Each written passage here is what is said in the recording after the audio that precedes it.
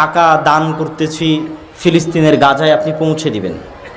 তো এই ত্রাণটা আপনি ফিলিস্তিনের গাজায় পৌঁছে দেওয়াকে ব্যবসা হিসেবে গ্রহণ করেছেন।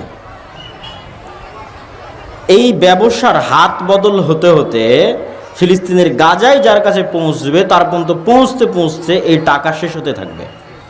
বিশাল বড় সিন্ডিকেট আছে, এই সিন্ডিকেটকে অতিক্রম না করে আপনি টাকা গাজায় পৌঁছাতে পারবেন না।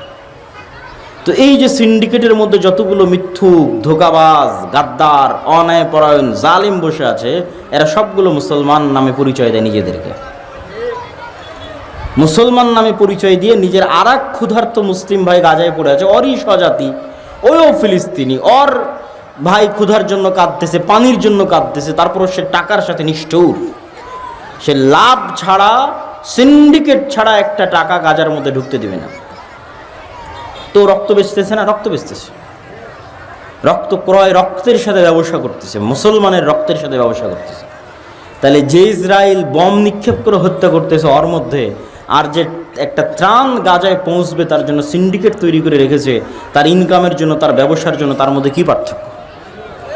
তখন ও বলে যে আব্দুল্লাহ ভাই, তোমার বক্তব্য আমি এখন বুঝি যে এই যুগের মুসলমানের আসলেই বানু ইসরায়েল। এরা বাহ্যিকভাবে সালাত, সিয়াম, হজ, যাকাত দেখিয়ে বুঝাতে চায় এরা অনেক ভালো, কিন্তু আসলে মিথ্যুক, অন্যায়পরায়ণ, অসৎ। তাহলে এরা যদি